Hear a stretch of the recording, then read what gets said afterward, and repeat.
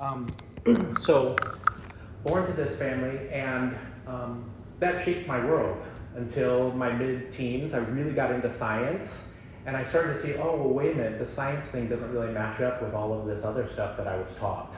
And then I got into my later teens and into my 20s, and I tried to start applying all of the stuff that I had learned to the real world and to my life, and it started to cause a lot of dissonance and a lot of chaos, and so much so that that it was really aberrant. Actually, I had a failed divorce or failed marriage really early in my 20s. It doesn't even feel like a marriage at this point. It was like someone I dated because I should have just dated that person, and yeah, it caused a lot of pain. And I had a point in my mid-20s where I just realized, you know what?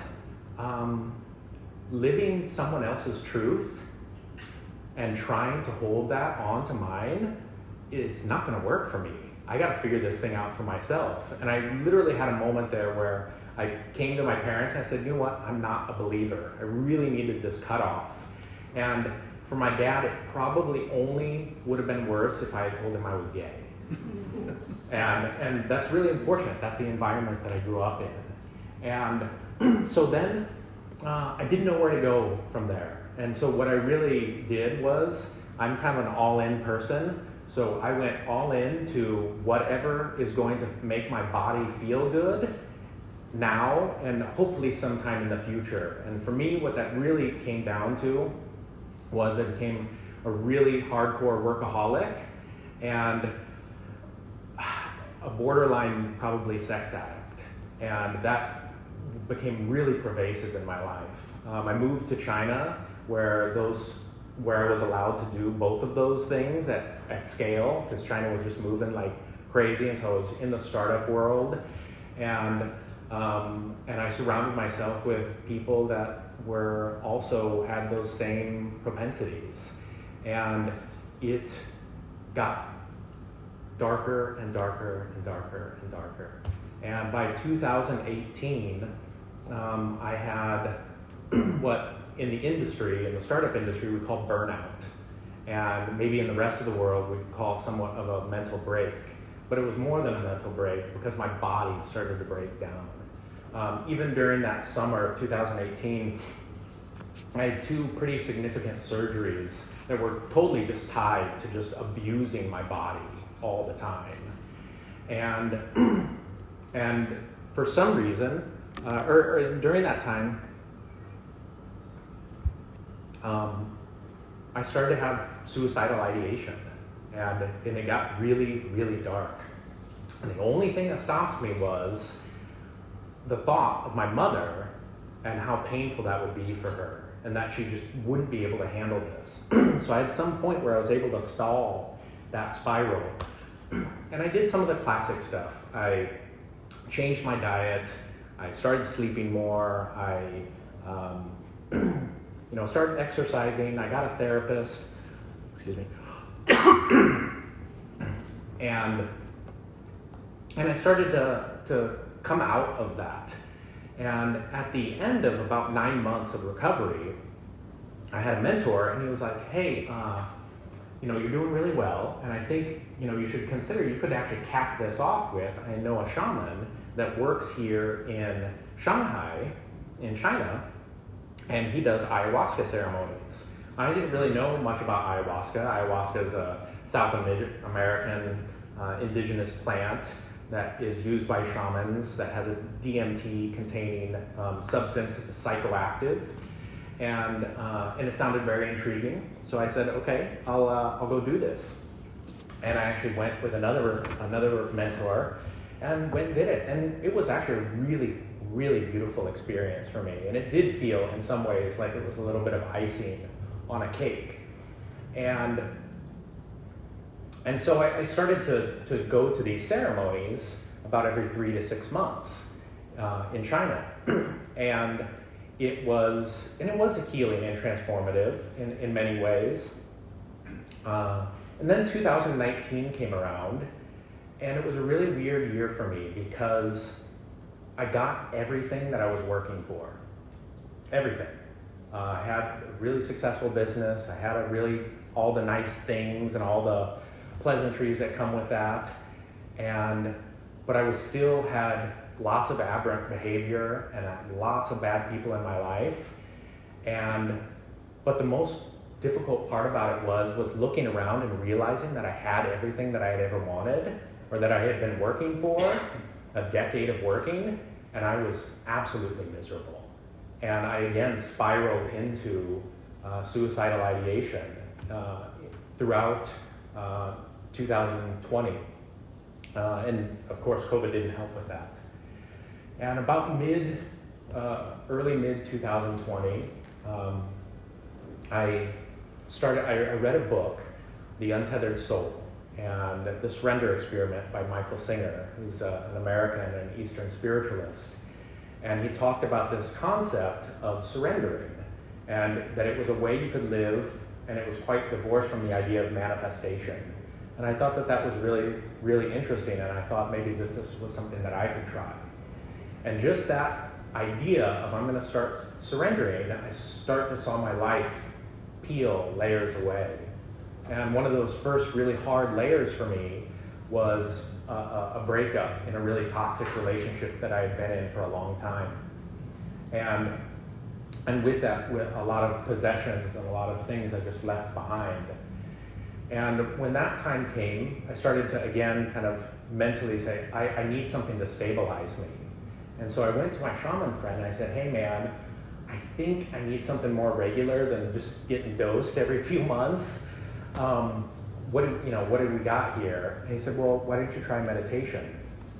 I said, okay, great, let's do that. I've never done that before. I don't know anything about it. He said, I got a perfect guy. He only works with, kind of professionals and people like you, and you can work with him. So I met this guy, Brendan. I started working with him, and he was teaching just mindfulness at first, and I really honestly took to it like a fish in water. I loved it, and I could meditate. I could meditate well, and I was doing that for several months, and really, really enjoyed it. And one day, in October of 2020, I was in my apartment with friends, and actually my wife was there, but she was just my friend at the time, and I had a few other friends over, and we were working on a project, and I started to feel uncomfortable about the project. And so I decided, you know what, I'm just going to do a little meditation while everybody else is working. And so I closed my eyes, and I dropped in, and almost immediately I saw these huge brass doors in front of me. And there was writing all over these doors, and it was in a language I couldn't read. And I'm just looking at these things going, I have no idea what's going on here. And I hear this nonverbal voice, and it says to me, if you want to get through these doors, you're going to need another key. Okay, so I open my eyes, and I kind of look around, and I tell the people in the room what I had just experienced.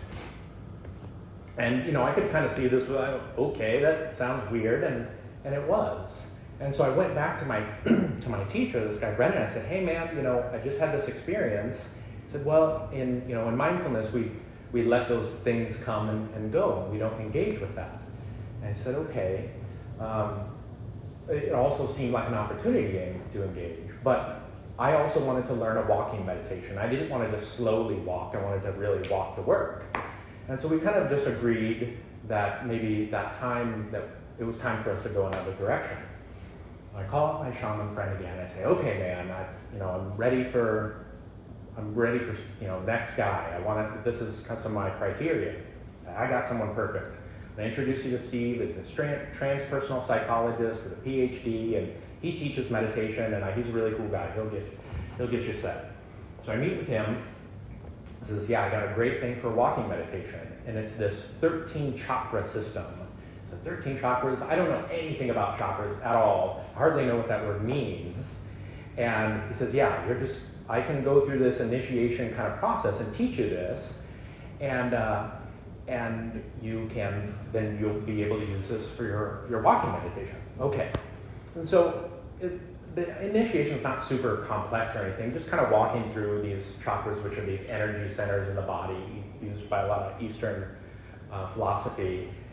But then you're meant to imagine in this process, what are the chakras below you? There's 3 below you into the earth, and 3 above you into the heavens.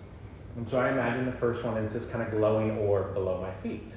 And then there's a spire, and then there's this black kind of onyx, smooth stone beneath that. And there's a spire, and then there's another white orb. Well, on the side of this white orb, I saw, in just my mind's eye, this little meditating thing sitting on the side of it. And so when I came out of all of this process, I said, hey, Steve, I did this visualization thing and I visualized everything, but there was something that I didn't visualize, and it was this little meditating thing on this orb. And he said, I don't know. You just work with that. And the very next day, when I walked to work, I started this activation process, starting at the heart chakra and moving down. And when I went down to that last chakra, and I'm just walking along at full speed, I see that thing, again in my mind's eye, I see it sitting there, and then I see it turn into this kind of ghostly apparition thing, and it spins that chakra, and it goes up to the next one, and it spins that chakra, and it goes up to the next one, and it spins that chakra, and I feel it enter into my body, and I feel this electrical surge as it's coming up, and it's spinning each one of these chakras, and it exits out of my head, and it spins these other chakras, and I can see it enter into some sort of seat. And there's these like streamers coming down, and it's very strange. If you've ever studied any Taoism, there is something called this sagely embryo, and it's this thing that comes out of the meditator, and it looks like a little baby sitting on like a cloud, and it looked very much like that. And I would breathe in, and this thing would go up to that point, and I would breathe out, and it would descend down to my body and into the ground. And I would breathe in, and it would come up my body. And every single breath, my body, it just feels like it's full of electricity. And this went on for months and months. And I didn't tell anybody about it because I thought it was too weird. But half of the time I would get to work, I would be in full tears. And I didn't know what was happening. I'm pretty much a full-blown atheist still at this point. And at the other half, I would be so full of love and joy, I would be blessing people as I walked past them. And again, this is an atheist blessing people. I don't even know what I'm doing. I cannot control. I know I need to get this energy out of my body. And the only way I know to do that is to pass it on to other people. So this goes on for almost an entire year.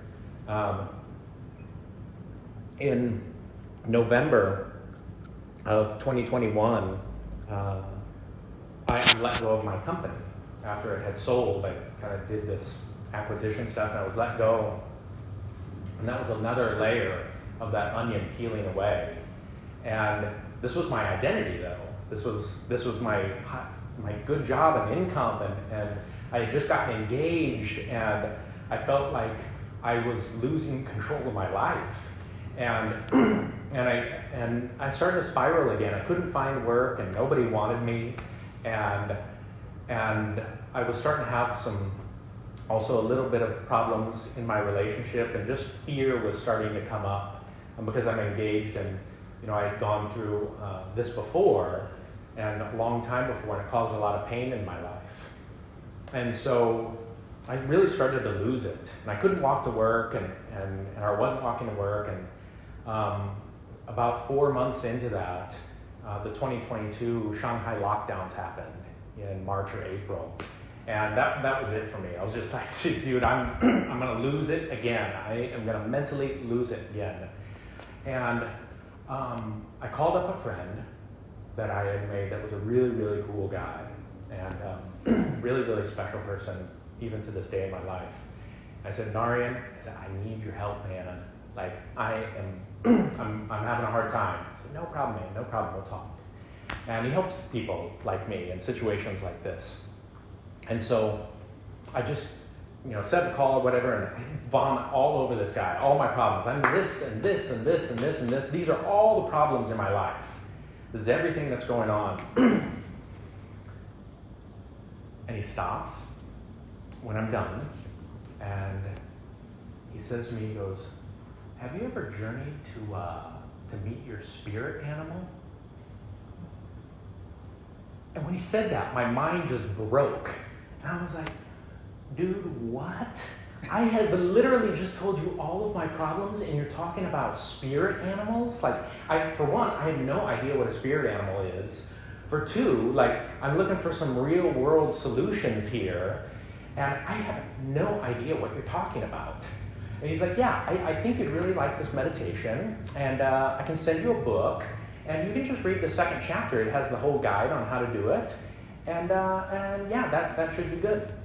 And that was it. Dude, this is the only help that you're offering me. And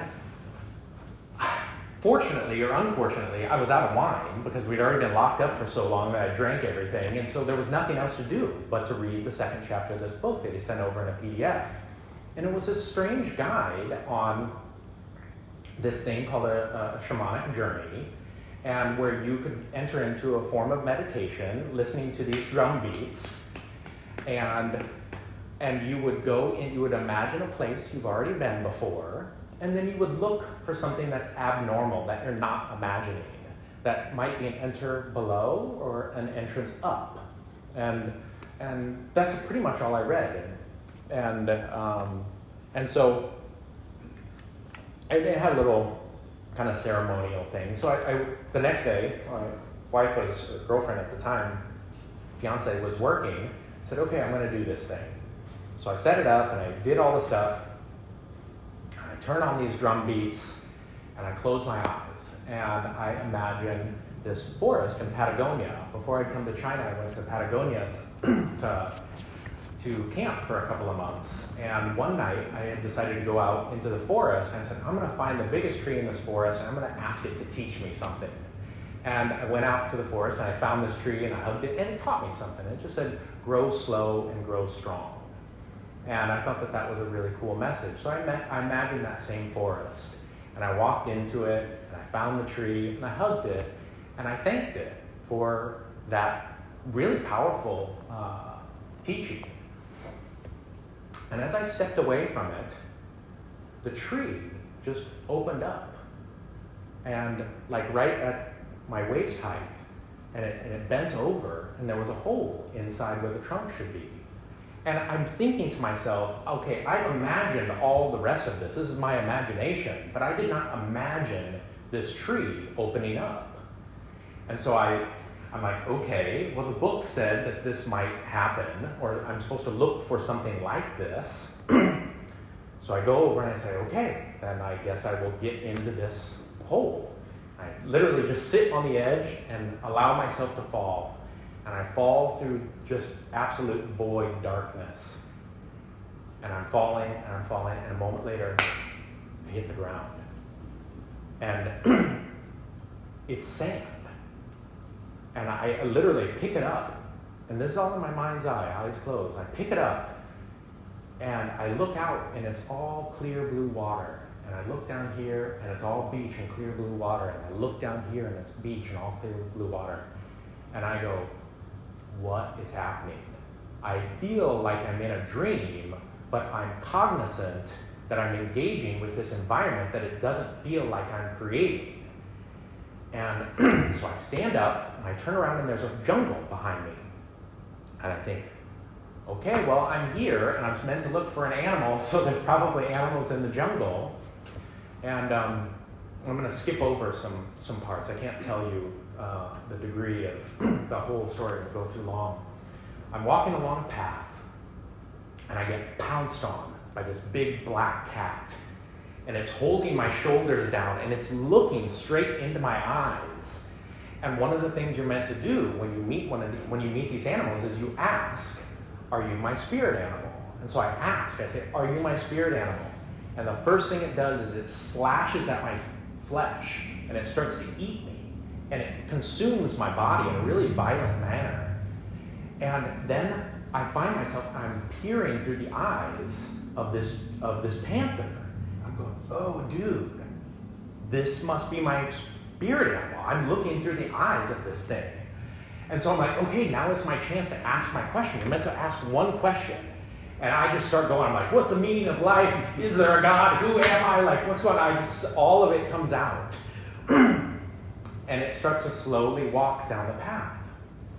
And it walks until it finds this cave. And it goes in this cave, and there's a fire, and there's actually an old man sitting next to this fire. And I can't tell you stories about him, but there are.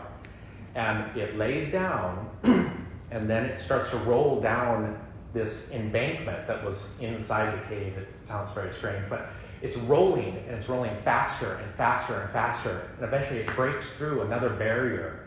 And I'm in this totally galactic space, suspended in this animal form. And I go, okay, who am I?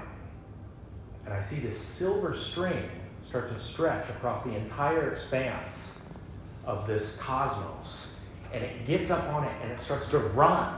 And as it's running, I see images of my life popping up in front of me. And I'm seeing my life played back in these moments of time of love and anger and all sorts of moments. I'm looking at this, I say, and as I'm watching it, seeing it play back, I say, okay, then what's my purpose? And it starts to run faster and faster, and my life starts to play out faster. And as it runs faster, and it breaks through another barrier. And it enters into this eggshell white room. And I lift up my paw, and it's covered in this white looking paint, and it's dripping off of me. And I go, okay, I'm a white panther covered in white paint. What can I do with this? What does this mean? I know that this means something. And I go, you know what? I just saw a bunch of really painful memories from my childhood. I'm going to go back and I'm going to touch those, and I'm going to see if I can change them. And I think that I maybe have the power to change the perspective on things. And so I go back and I start to touch memories, painful memories from my childhood. And then the drum beat at the end of these meditations, they're 15 minutes, but they could feel sometimes like they're significantly longer. And the drum beat changes, and you're meant to exit the dream by exiting the opposite way of which you came. I'm like, hey man, I don't know where I am. You're going to have to help me get out of here. And so I exit the dream, and I sit there in quite a bit of shock. And then journal everything down, and then spend the next several weeks studying everything I can about this. And I learned that it was created by, the specific meditation was not created, but aggregated by a gentleman named Michael Harner. And in the 1970s, he was an anthropologist, and he went around the world and he studied all the world's shamanic practices. And he ended up creating something he calls core shamanism, where he took away all the dissimilarities of shamanic practices, and he found this singular core. And the core of core shamanic journeying is this practice. Well, shamanism arises from animism. Animism being the most ancient religion of humanity. Shamanism and this meditation are humans' first real meditative practice. And this is an ancient tradition that has a very, very succinct architecture around the world of having a middle world, a lower world, and an upper world. And each one of these worlds, there are archetypal beings and things that you can do in these spaces. So I start practicing this very frequently, sometimes daily. And quite incredible things. I see quite incredible things. And again, I'm still pretty much an atheist at this point. I'm just see it as somewhat playing with my mind. I don't know what's happening.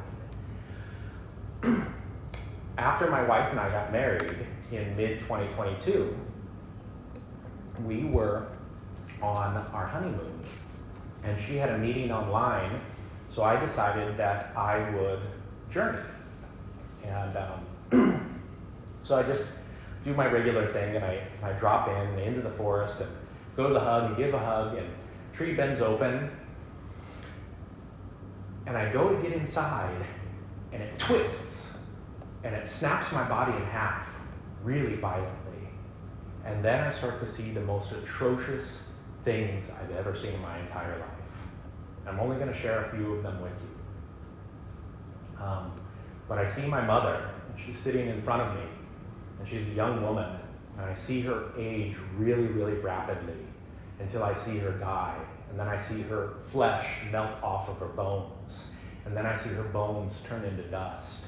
And I see her bones and dust blown away. And then I see myself, and I get picked up by someone, and I get placed into a box. And it starts to move down this kind of conveyor belt. And I look around and I can see that I'm a bullet, and I'm in an ammunition factory.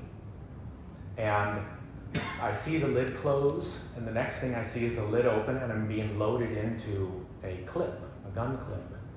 And then I see myself get shot out of the gun, and I see myself hit a child in the head. And as that child lays there, I'm able to look around and I see that it's a school shooting. And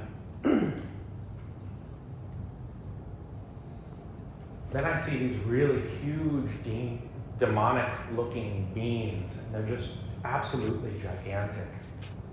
And they're wielding these huge hammer-looking things.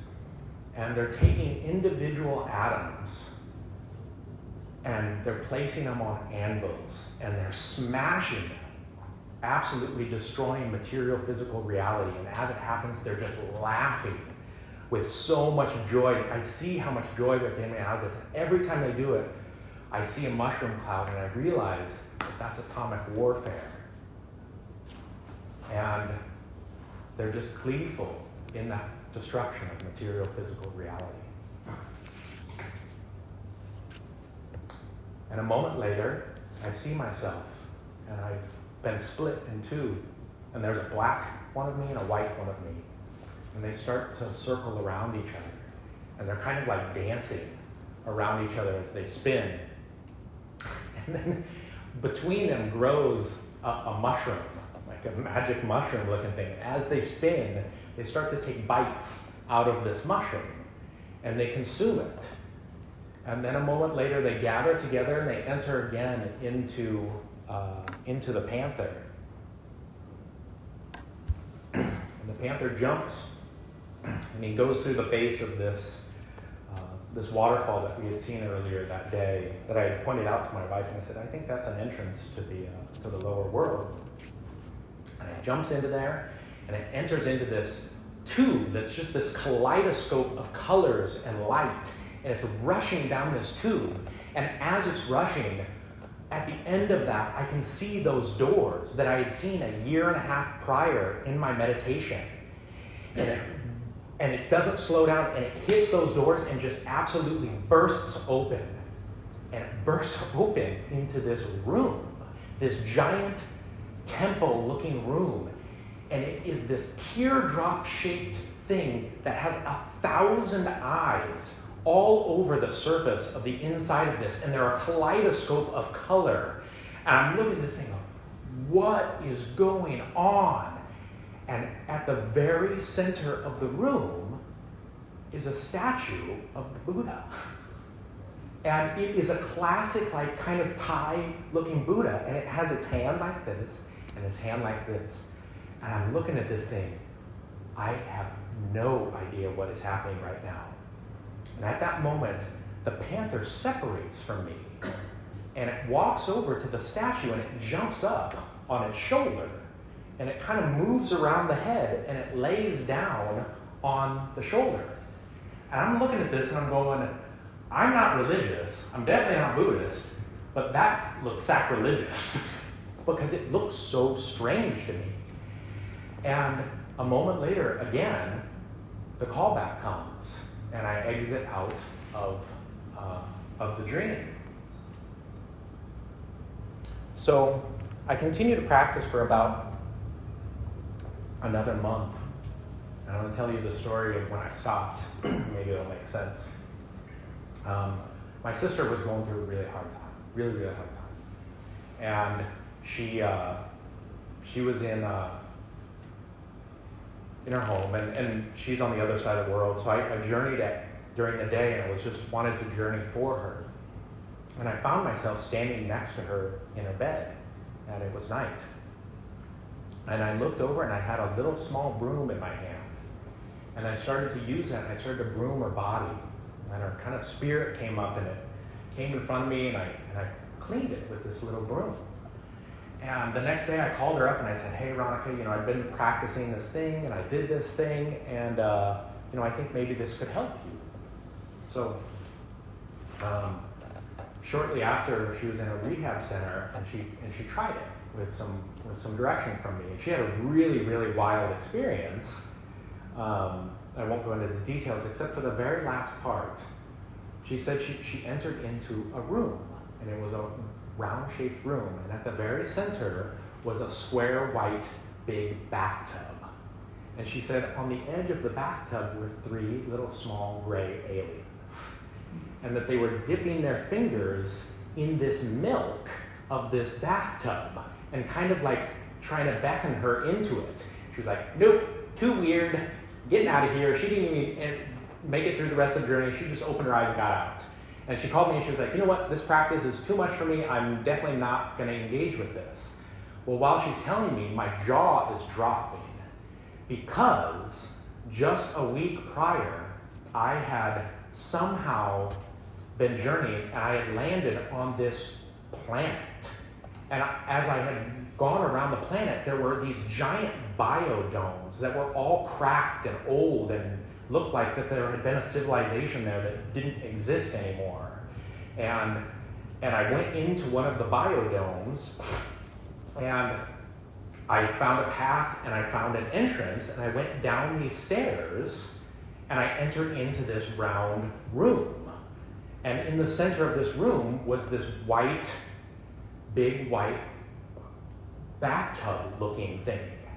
And as I walked around, and I had this really sensual energy in this room, and as I walked around the room, there was a little altar in the wall with a Buddha statue in it.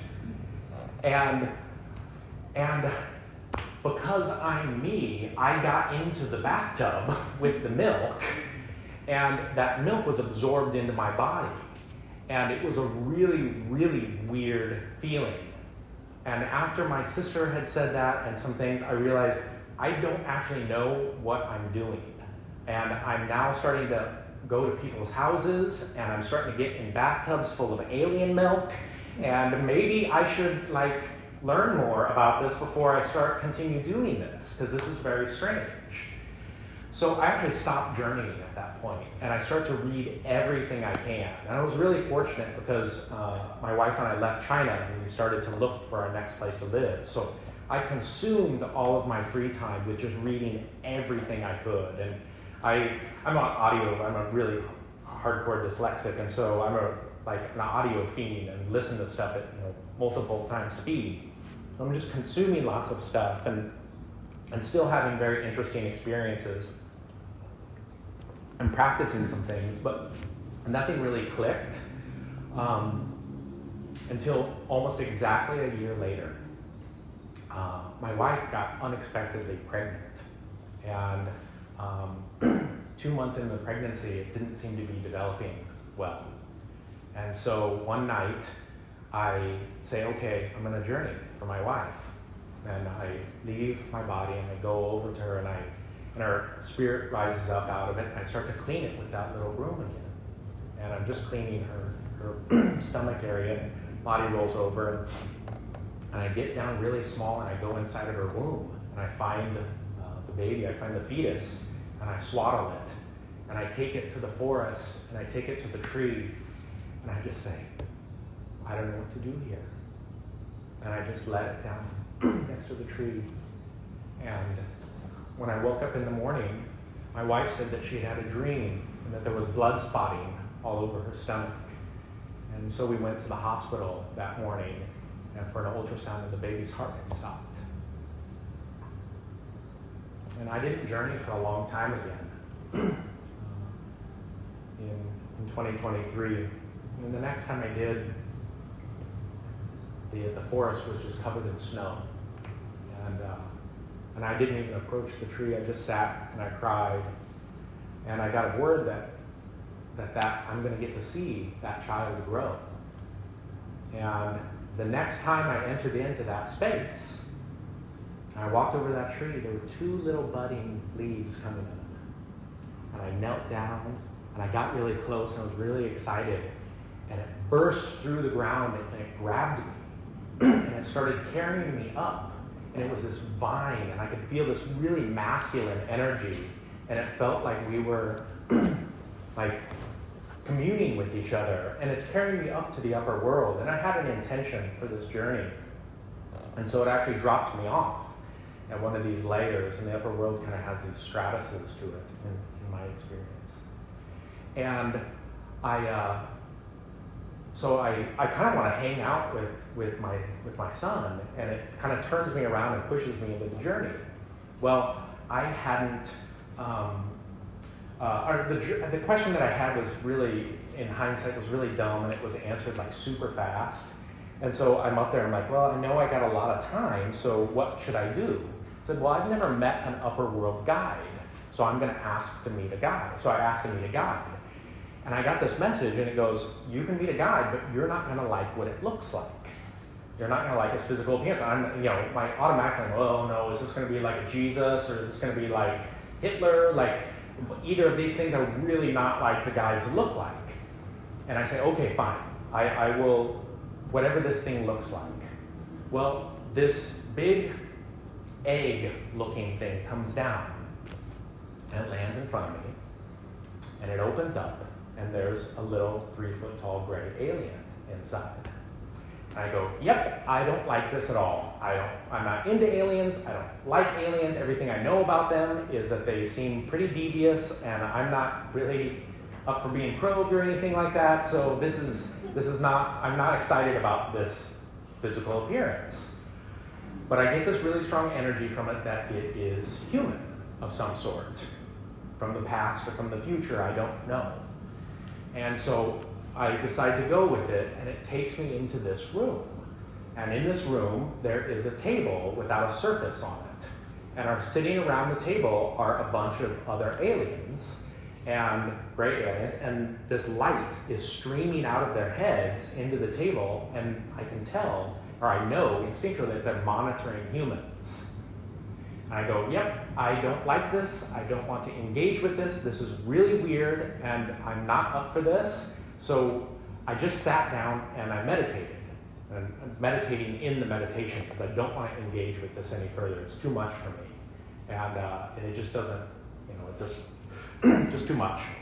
And so I exit out of that experience. Well, I spend the next 2 months early into 2024 just studying everything I can about the cross-section of shamanism and extraterrestrials and UFOs, and just everything I can. And I actually find someone who has seen that table with those aliens around it. And so I'm able to talk with them about this vision. And I also find some other people that have written really extensively on this topic. And I just read everything I can. I'm able to connect with another practitioner who assures me that this is okay experience to have. So I become somewhat comfortable with it as much as I can. And I start to have, and I'm not going to go into these because of time, I start to have really strange experiences with these entities. And is that clock right? Sorry, I just want to make sure we're on time. And so much so that I have a local friend here, and she offers to allow, and she didn't know anything that was going on, but I had communicated with her that I wanted to meet with someone to talk with a monk, because there was too much of this Buddhism stuff that I don't know anything about. So she takes me to, fortunately, a really special place where I'm able to sit with a monk for several hours. And I tell him several things, and he's really, really kind to me and really, really encouraging. And he's really, in some ways, surprised, but not that surprised. And I'm very fortunate because forestry, Buddhism, has a very strong esoteric leaning. And he's able to kind of support me in this. And so I have a really wonderful experience. And it wasn't after that, it was only a few days or maybe a week later. I wake up in my bed and I am absolutely drenched in sweat. And I'm vibrating and my head feels like it's going to explode. And I know right then that temple is in the center of my brain. And I know that is my Buddha nature. And I know that Buddha nature is in everyone. And as I'm having this kind of really strong, strange experience, I also think maybe I'm having a brain aneurysm right now, because it's very, very uncomfortable. And, but there was a big shift that happened right then. And for days and weeks, actually for a couple of weeks after that, I started to have really, really bad headaches. And I started to really think, my grandpa was around my age when he had a stroke and he almost died. And I thought, well, maybe I'm stroking out. You know, I'm giving you guys all the information you need to write off everything I say. And I have Narian, this guy who introduced me to journeying. He comes to stay with me with his wife and his child and his mentor. And I'm really fortunate they come to stay with me for a week. And at some point they say, hey, let's meditate together. Yeah, of course, that sounds awesome. And I lay down to meditate.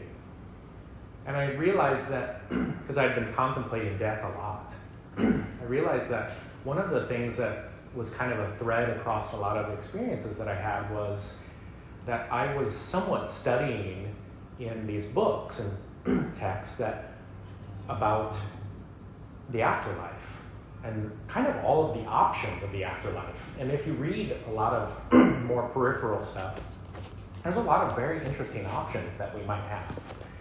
And but none of those things really seem to, none of those things really seem to ring in true to me and what I wanted. And so as I lay there, I just kind of said, you know what? I just want to go back. And as I say that, I see this huge black hole in front of me. And around the edges of it are this swirling yellow and orange light. And I'm looking at this and I go, that's a black hole. And for some reason I knew that it was the entrance point to a torus. A torus is a geometric shape, like a donut, but with a singularity in the center. And I knew that that's what that was. And so as I'm looking at this, just in total awe, I hear a voice and it says, if you go in there, you can't come back out. I say, okay, man, let's go. I'm ready. And so as soon as I cross over what's the edge of a black hole called? The horizon. Yeah, the event horizon. I relive my life, but I relive my life from the perspective of seeing how perfect it is, and not how perfect like everything's perfect, but how perfect like everything is the way it's meant to be. And I get a little promise, and it says, if you choose this path, you'll get to start experiencing this in your life. And so I move a little bit further, and I had been carrying this question for a long time, and I said, it was that I don't understand this Jesus thing. I don't understand this Christ thing. I never have. It never made sense to me. And this whole Christ consciousness thing. And in a moment of time, I just got it. And it's a really simple, for me, it's a very simple message of of just sacrificing yourself for anyone. And then I go a little bit further, and I had this question around, why every time that I see the Buddha, why is he like a statue? Like, what's the deal here? It feels like a lot of other entities or things are always alive. Why is the Buddha a statue? And I got the message for myself that because this is the path of a Buddha, that they seek and find an individuated unit of truth, and that they take that individuated unit of truth, and when they leave, they feed it back into this source. And the source is fueled by truth, so that the next round of carnation can be fueled by this truth. I go, okay. And I go a little bit further, and then I totally and utterly disappear. And I don't know how to say this because I didn't experience anything.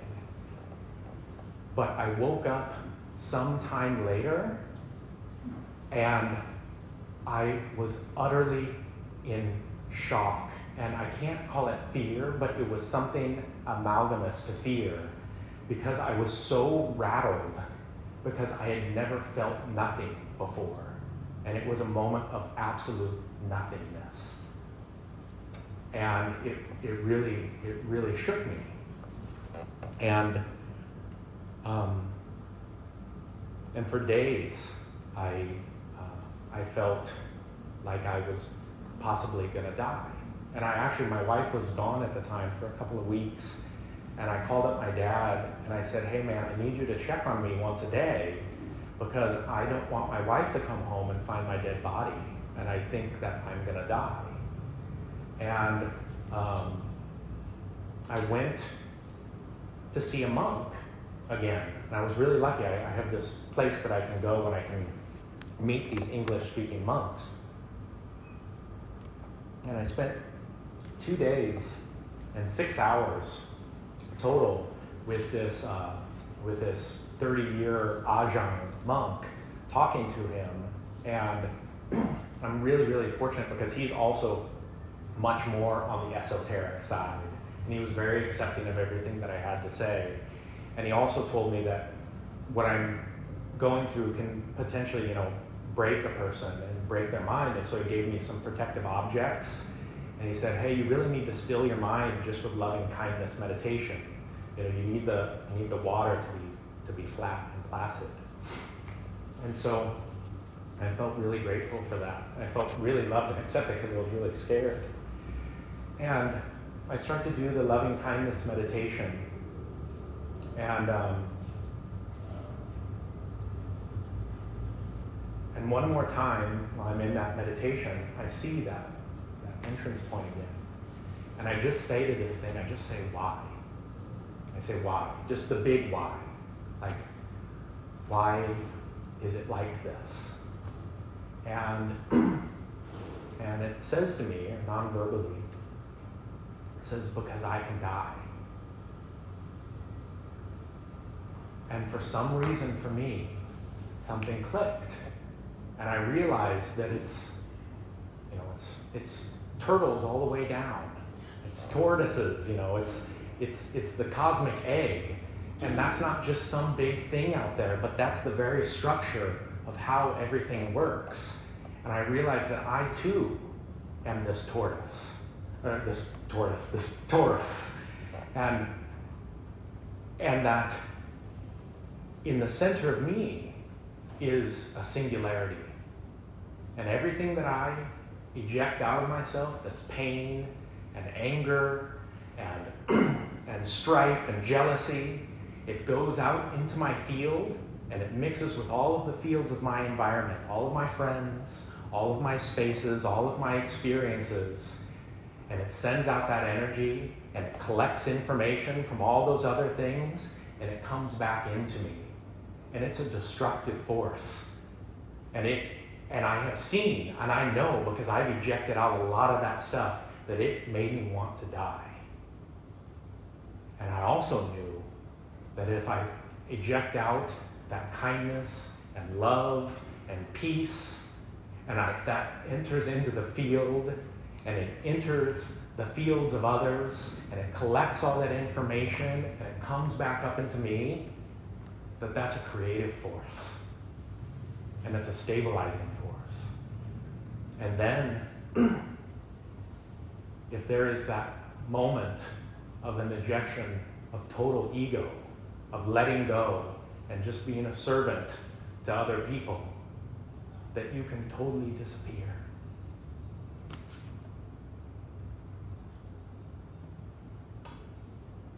And then I started coming here. And I started to study Buddhism, and I started to still my mind a lot more, and do a lot more of maybe more traditional practices, and listening to the wisdom of everyone, because I really just want to eject out that good stuff, and be fed by that, and that's where I find myself now. Yeah, that's the end of my talk.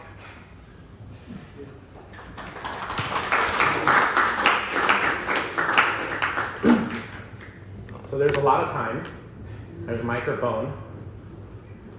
And obviously we don't have to stay the whole 30 minutes. Again, I'm the budget speaker here. So we can, anybody can depart when they want to, or ask any questions, and have it.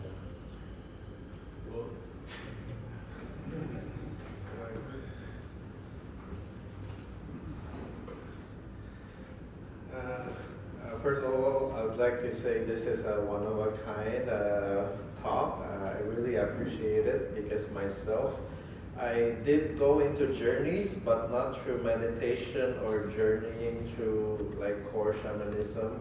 I do, psychedelics like, ayahuasca, mushroom, LSD. Yeah.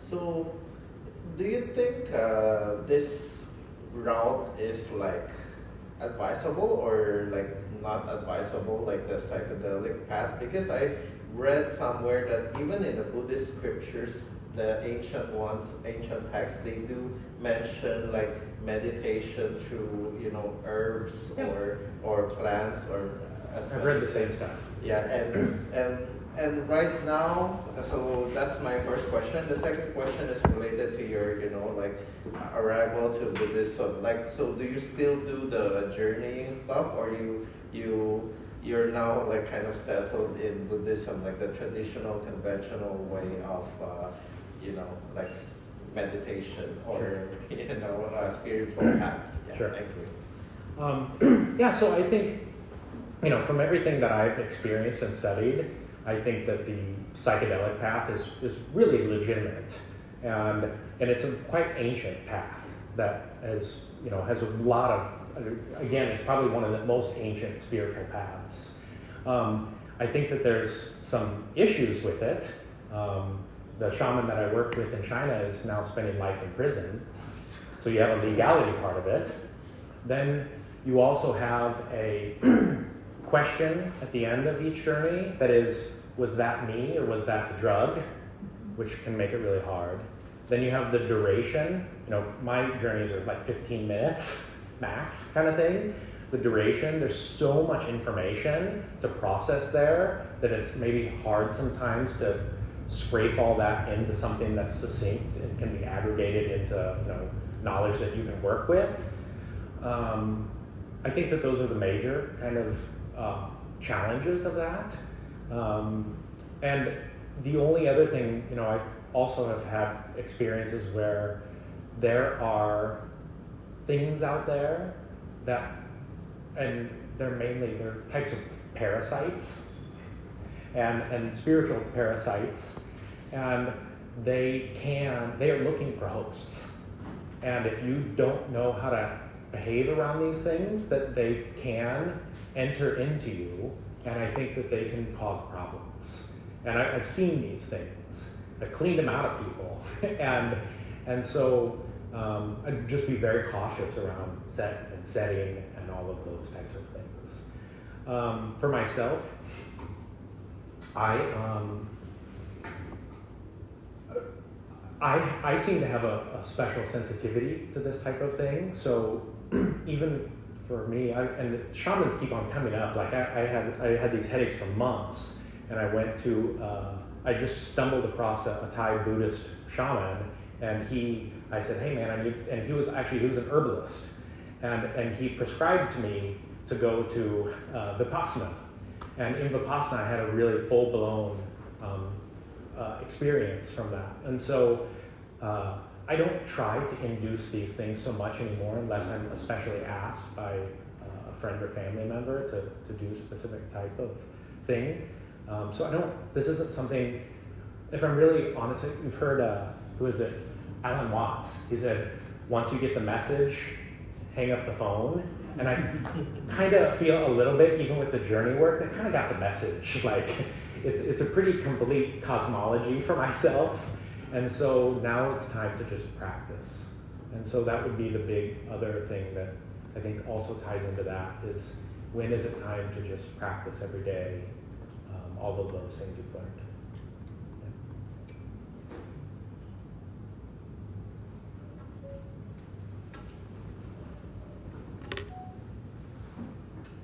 Thank you for sharing your journeys with us. Myself, I've been meditating and had my own journeys. I wanted to know what your experience is with past life regression and Akashic records or any of that kind of work. Sure. Yeah, so I have had spontaneous past life experiences. I'm especially connected with like some sort of indigenous American lifetime and tribe that comes up often for me. But my only concern about that at all is that I have again, during that year of not practicing, ran across a particular experience with me where I worked with someone that I shouldn't have worked with. And again, when you do these things, you're opening yourself up. And if that person doesn't have your best intention at heart, that there can be trauma there. And I experienced some of that. And as for the Akashic records, I don't know exactly. It's part of a program by the Monroe Institute. If you get through their gateway experience, at the end there's an Akashic record kind of thing, and have kind of visited that place. I think that all the information, it's a fractal, all the information stored out there and is accessible. But I have myself, I'm not like, that's not something I really want to necessarily try to tap into.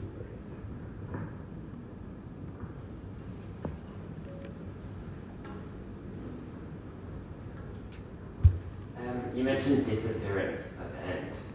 What do you think that means in practice? Because you did it in the meditation and then you kind of woke up again, right? So how do you apply that concept? And also, what equips you to actually disappear? Because from my own experiences, it sounds like a lot of us have had kinds of experiences. I also got to a point where I realized that if you really want to become somebody that fulfills your function, true function, you do have to sort of disappear, like you have to make the ultimate sacrifice. Yeah.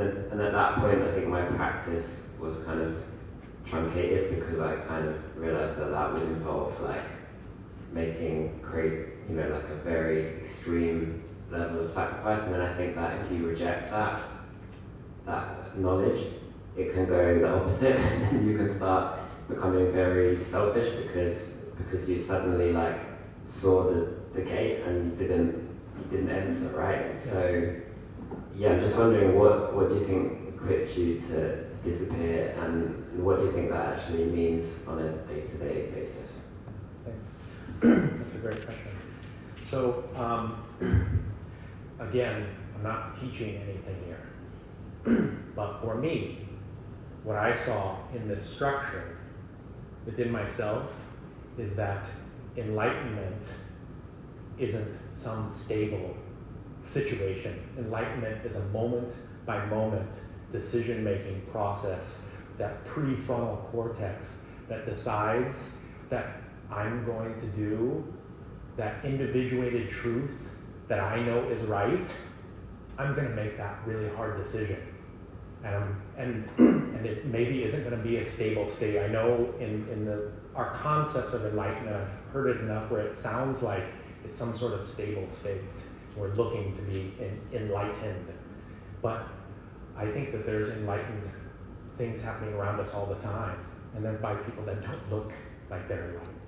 And so that can happen in us. And I think that those moments when you know this really doesn't feel good, this is really far away from my ego, and I just offer that up as that kind of sacrifice, that I don't want to be offensive to anyone, but I think that those are moments of nirvana, and that moment of saying, I'm going to dissolve away from everything that feels good to me and into that stream of others, and I give myself up to everything else. I think that that's what that is those momentary moments. So don't worry, dude, you get chances, man. It's just, I think it just comes back. It's good that you started with a big thing, and then the result was that you had to engage in everyday momentary practice. It's almost like you've come at it the opposite way around. You know, you haven't gone from the momentary to the big nirvana. Like the nirvana was to realize that actually the everyday is the place in which you do your work, which is quite like an enlivening, motivating way to think about like esoteric practice, right? Yeah, man, it's all happening right here, man. And I think that's also part of the thing, just to bring this up, you know, there is these things that I've spoken of. I've found many of them and talked to enough monks now that, you know, many of these things are talked about by the Buddha and in Buddhist scripture and such. But he also says this is the lesser meditation. This is not what it's about. This is not the real meditation is being here and now and engaged and making those decisions that are right and true and come from your place of truth. And I think that that's really that's the better meditation. Yeah.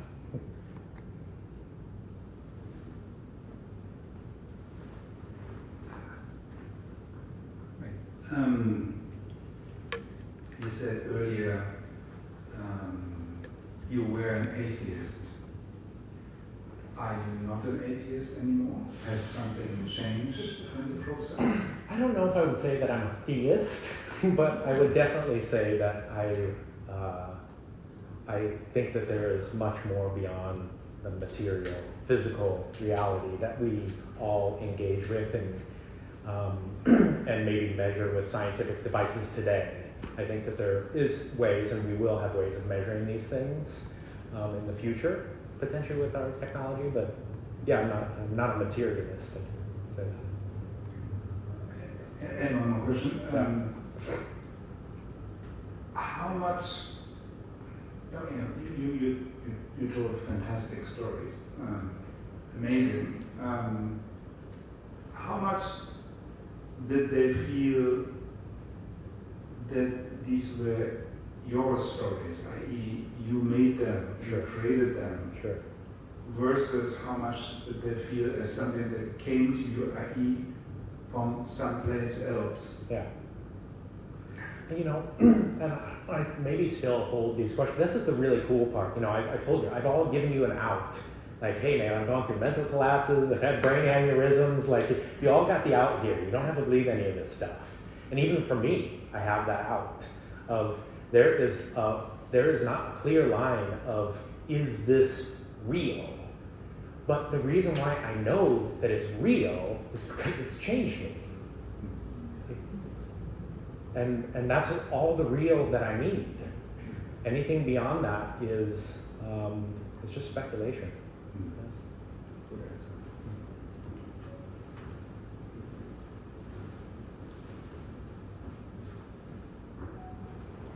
Thank you very much. It was just amazing. I'm quite blown away by all of that. I'm not familiar with this area at all of shamanism. Really, it's not much. I don't know anything about it. So I wanted to reflect on the area that I sort of, how to compare it with the area that I'm familiar with. The three realities that we already know: dreaming, deep sleep, and the waking world. And this is the idea. I know I've had a friend who's actually done out-of-body experience. He's had that. He was at the hospital and he saw himself. And I've had guys who practice astral projecting, travel around. And apparently there are levels. You mentioned something about levels as well. You're talking about there are these levels, so that made me think about astral projecting. So there are all these realities, as it were, similar, they say, to the dream world. Now, in the dream world, if you can imagine that you fear the monster outside when you dream, and when you wake up, that monster is inside you, you feel it. So it's a reflection of you create the world as you wake up, and the world is there. Now, in the lucid dreaming, you can control it, but a lot of people don't really see any reason to do that. It's just like a game. My nephew doesn't wake up because he's lucid dreaming. It's so much fun when he gets it. So how do you relate this shamanism, I have nothing, no knowledge, with what I've been talking about? Sure. And again, some of this is kind of speculation or things read and stuff like that. But on a physiological level, just so you know, a lot of this stuff is happening at the theta brainwave state. So we have delta, it's when we go to sleep. Theta is this kind of hypnagogic state of the brain is really, really rested, but it's actually still cognizant. And then we have alpha, that's where we're awake and attentive, but beta is where we're really engaged, and you have gamma beyond that. So a lot of this is happening in theta.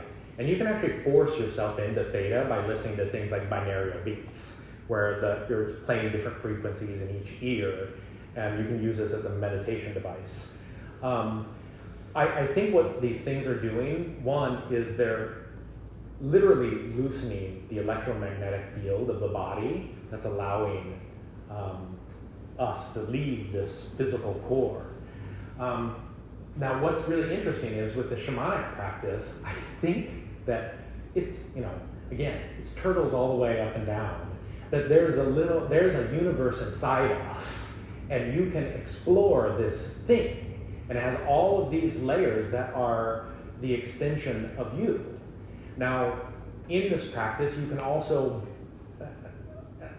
you can eject out, and you can go into the field of other fields. And this is what we would call astral projection.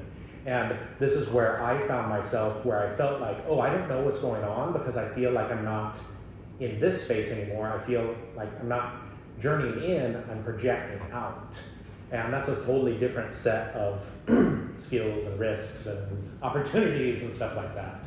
And so I think a lot of what a lot of people talk about is the NDE and that is the projection out. And in some ways, the journey in is the more archaic and the more, it's a very ancient practice, probably the most ancient meditation, but it's a little bit maybe of a less known practice today. Does that answer your question? Okay.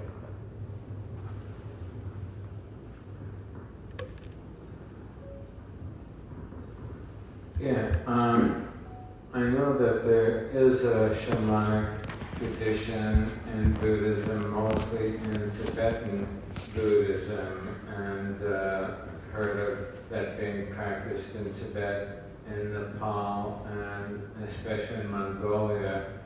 And there are ceremonies that the Tibetans will have that can bring you into a shamanic kind of trance state. But you didn't talk about that. Is that something that you have experienced or would want to experience? I mean, I've been in ceremonies in Nepal, Tibetan ceremonies, where I could imagine some people would go into a trance. I didn't, but I did go into trance in ceremonies in Bali and in Turkey with the Sufis. I've don't know if I'd call it a trance, but I went into an ecstatic state Mm-hmm. with the Sufis. Is this something that you feel at all is comparable with any of your experiences, or is this something that you would like to experience? Because then you're not on your own. You don't feel alone with it. You feel like you're part of the group, that there's some kind of control, there's a container for the experience. Is this something that you think might be valuable? You know, if I'm honest, I think that this is our birthright.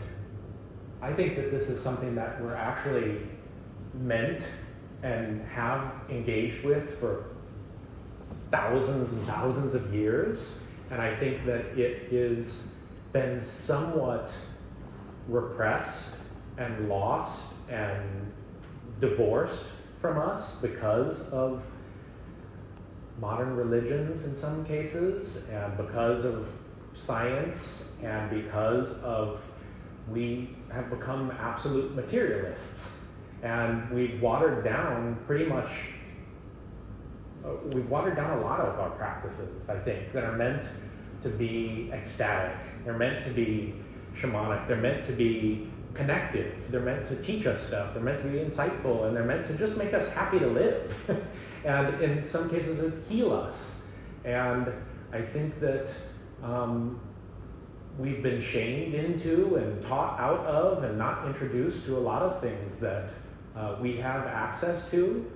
And I think some of those things are actually opening up right now.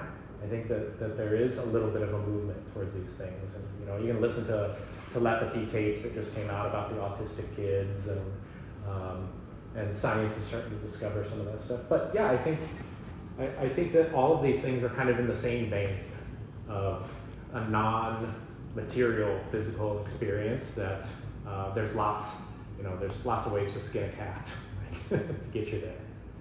Yeah, I know a lot of people in my generation, experience those states through psychedelics. Right. And for me, those experiences were always ecstatic, but I had other friends who felt that, sometimes they were dangerous. In fact, one of my friends just a week ago was interviewed by a magazine. He was a famous rock and roll musician, and everyone around him in the 60s was doing LSD and mushrooms, et cetera, and he was like, well, yeah, there's a lot of value and knowledge there, but it can also be dangerous. Yeah. And he said there's always danger along with knowledge. I thought that was pretty profound. But also, there was a shaman from Burkina Faso in Africa that I did had some experiences with, and he said that when we talk about being spiritual in the West, we seem to assume that spiritual is always good. And he said, well, there's good spirits and there's evil spirits. Yeah. Yeah. Not all spiritual, not everything that's spiritual is necessarily good. And they say the same thing in Bali, that there's, good spirits and evil spirits. So there's, something that's very valuable there, and at the same time, we have to be careful with. That's why I think for me, it feels safer when I'm part of a group having this experience together rather than just, letting my own mind go wherever it goes. Yeah. I agree. I think that most of these things should be done in some sort of setting with other practiced people. And that's been kind of one of the disappointing and sad parts of this experience. It's been extremely isolating, and it's been extremely lonely, and it's been extremely, I've never shared like this before. And it's really scary to do that, to talk about these things, because it's very easy to just label, someone with this experience crazy. And that's okay. At this point, I'm okay with that. But at the same time, there were traditions where there were, people who had practiced this for a long time and could help you through hard experiences and navigate dark spirits. And And I've come across those things, and they are very, very dark, and they're very scary. And when you encounter them without a tradition, it's hard to know what to do. And I've, I won't go into those, but I've had experiences that have traumatized me for periods of time because I met something very dark and it violated me. And so I don't recommend necessarily someone just saying, okay, I'm just going to open myself up to whatever comes, because you can, there's another world out there that you can engage with that not everybody's there to teach you how to love people. And that's kind of just my baseline. If this doesn't help me love others more or love myself more, then I'm really not that interested. And so that's kind of the basis of any engagement, is that's just the very base barrier of entry. Next, Jim.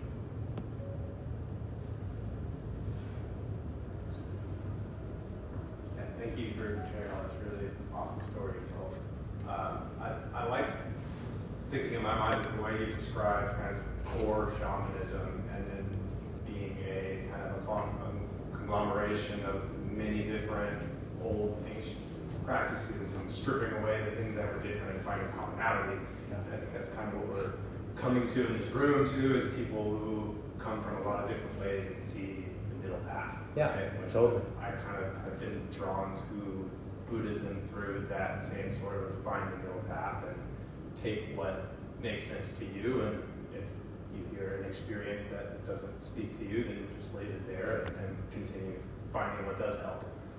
So I'm curious how that experience that you have found in kind of coming back to traditional practices after searching high and low for wild states of mind that are possible with the human body and our true nature and connection, of why you think coming back to traditional methods and just practicing loving kindness, and are there other religions that you have found helpful traditional practices along the same lines, and like what does a daily practice kind of look like for you? Sure.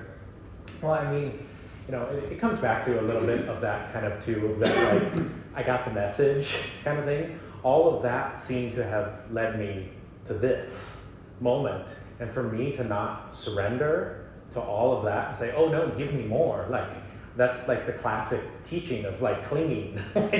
I want more of this. And I think that would be somewhat of an error on my side, to say, give me more, and to not be satisfied with what I have right now. And in many ways, I never directed myself towards this. It was someone came to me or told me to go there, or I looked for, something else,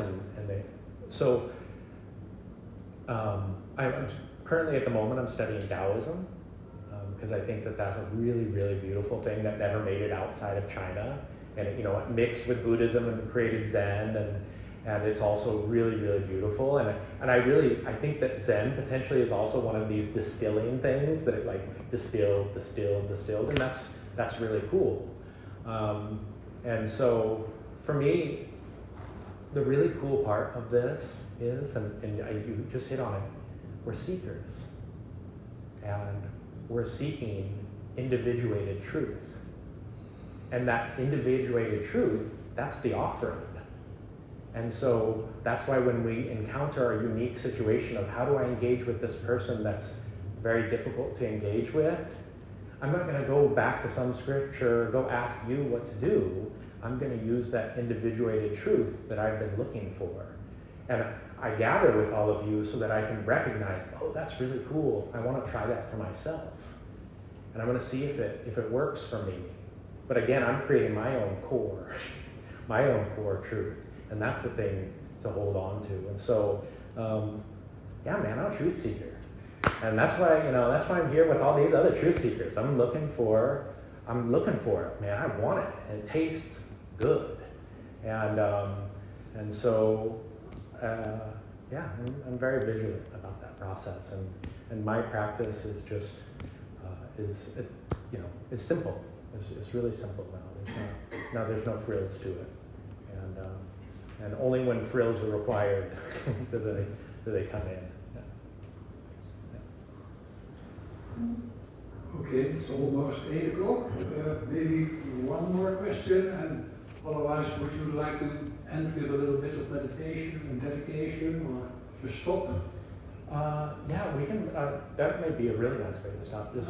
We can any goodness we got out of this, we can again send this out to all the people across Southeast Asia that have had a really hard time and are having a hard time. Lost lives and lost family and lost all sorts of stuff. Okay. Yeah. So we sit together for a few Yeah. minutes. Yeah, that sounds really nice. Thanks for that recommendation.